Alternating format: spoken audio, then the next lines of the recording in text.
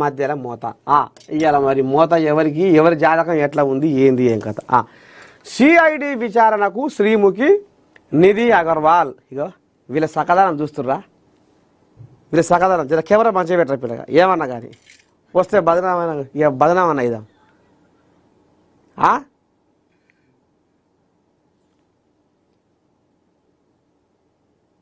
గిట్లా ఈమె చూడు ఈమె సోకాటం చల్లకుండా చిన్నగా లేదుగా ఈమె సోకాటం అవి మన గుడపేవులు ఇట్లా చుట్టుకూరు ఇట్లా పొడివెచ్చి జంగిల్ రమ్మీకి ప్రమోట్ చేసిన శ్రీముఖి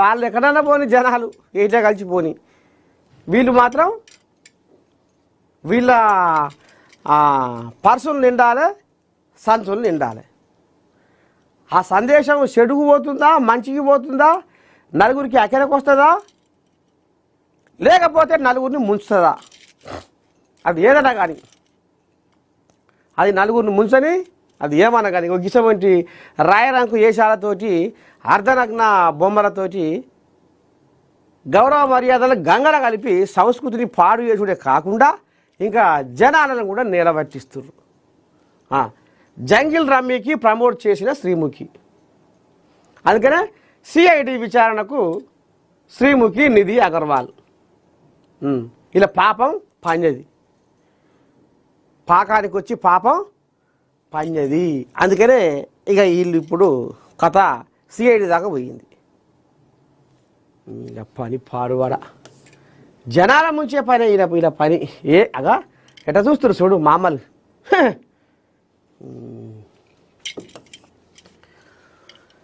విశ్వం ఆమెకే వశం మిస్ యూనివర్స్ 2025గా ఫాతిమా బాష్ కిరీటాన్ని దక్కించుకున్న 25 ఏళ్ల అందాల భామ థాయిలాండ్లోని నాంతబురిలో అట్టహాసంగా వేడుక మిస్ యూనివర్స్ విజేతకు $2,50,000 ప్రైజ్ మనీ ఈ ఏడాది పోటీ theme the power of love ప్రేమ శక్తి పేరుతో ఇక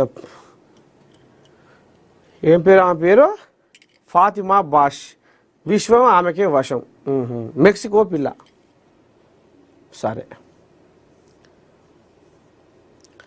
రేవంత్ దూకుడు అడ్డుకోండి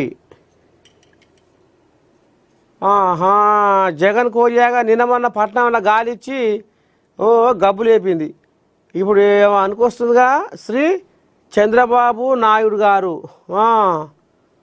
రేవంత్ దూకుడు అడ్డుకోండి అయ్యో కోలియాగా ఎంత ఆగిమన్నా కోలియాగా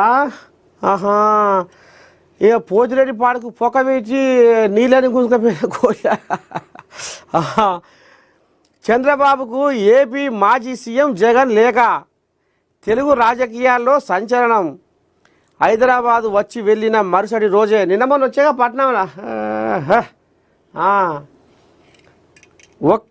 ఒక్క టీఎంసీ తగ్గిన బాధ్యత మీదే అంటూ తెలంగాణ స్పీడ్ను లేఖలో పేర్కొన్న జగన్ వైఎస్ జగన్మోహన్ రెడ్డి చూపు ఇప్పుడు తెలంగాణపై పడ్డది హైదరాబాదులోని సిబిఐ కోర్టుకు హాజరైన సందర్భంగా తన మద్దతుదారులు అభిమానులు హైదరాబాదులో ఉన్నారంటూ ఓ రకంగా బల ప్రదర్శన చేసిన జగన్ హైదరాబాదు వచ్చి వెళ్ళిన మరుసటి రోజే తెల్లారే రేవంత్ నాయకత్వంలోని తెలంగాణ సర్కారు దూకుడు అడ్డుకోకపోతే ప్రమాదం అంటూ నేరుగా ఏపీ సీఎం చంద్రబాబుకే లేఖ రాశారు. తెలంగాణ ముఖ్యమంత్రి రేవంత్ నాయకత్వంలో పనులన్నీ చక్కబెట్టుకుంటుండగా ఏపీకి నష్టం జరిగే ప్రమాదం కనిపిస్తుందని తెలంగాణ డిమాండ్కు అంగీకరించిన పునర్విభజనను నిరోధించకుండా జరిగే నష్టానికి బాధ్యత వహించాలంటూ లేఖ ద్వారా తెలుగు రాష్ట్రాల రాజకీయాల్లో ఓ కొత్త చర్చకు తెరలేపారు. ఓహో కోలియాగా బాంబు వేల్చిందిగా పట్నంలో అడుగు వేచి